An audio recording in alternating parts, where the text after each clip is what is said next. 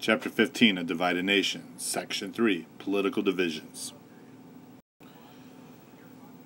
We're going to start this lesson by talking about how political parties undergo change. The two main parties at the time were the Democratic and the Whig Party, and you throw in a few third parties like the Free Soil Party.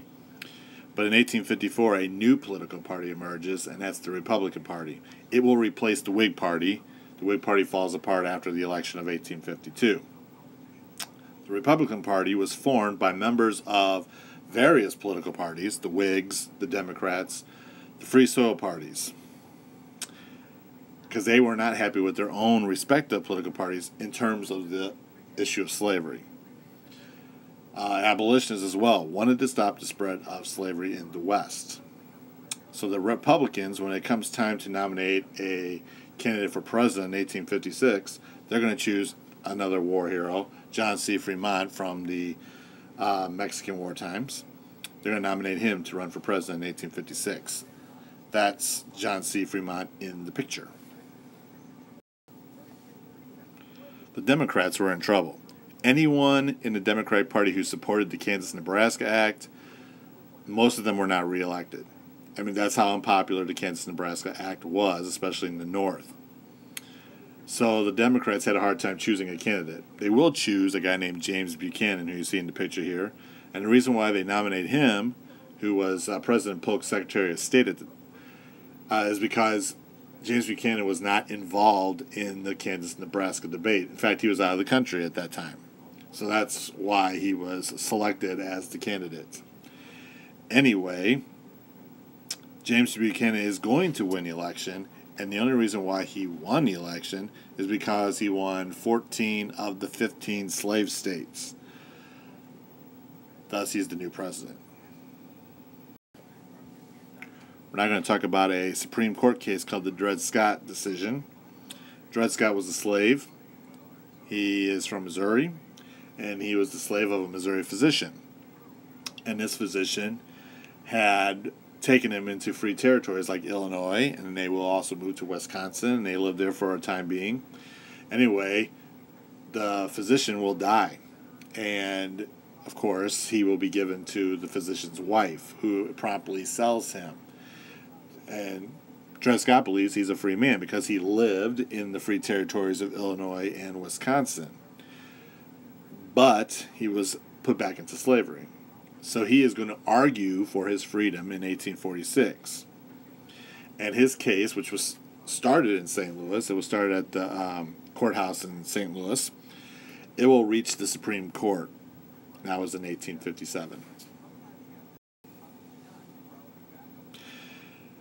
The case became known as Dred Scott v. Sanford. Sanford was the last owner of Dred Scott. The Chief Justice at the time was a guy named Roger B. Taney, and he will write the majority opinion.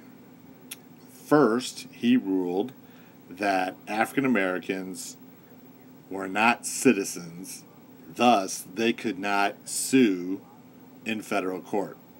They had no rights to sue in federal court.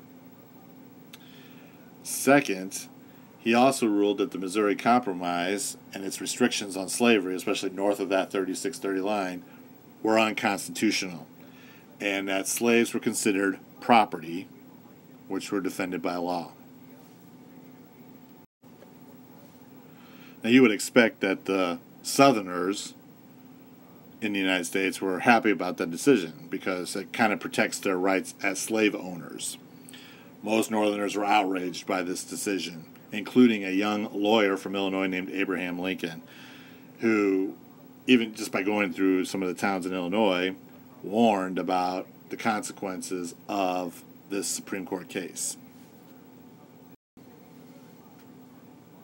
In 1858, Stephen Douglas, the senator from Illinois, is running for re-election. His opponent is that lawyer we just talked about, a little-known individual named Abraham Lincoln. Now, he will become a representative in the Illinois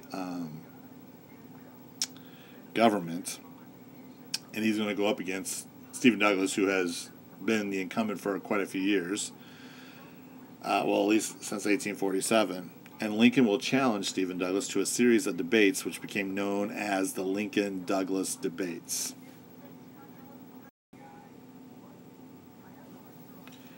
Abraham Lincoln is going to stress in an important speech called the House Divided speech that the central issue of the campaign was the spread of slavery to the West, and that this nation cannot remain split on the slavery issue.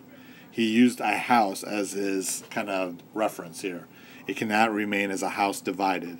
Half the house slave, half the house free. It could not stand.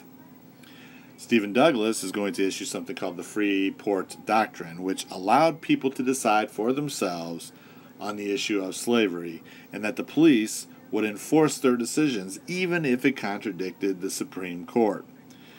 And because of that, Stephen Douglas will win the senatorial election.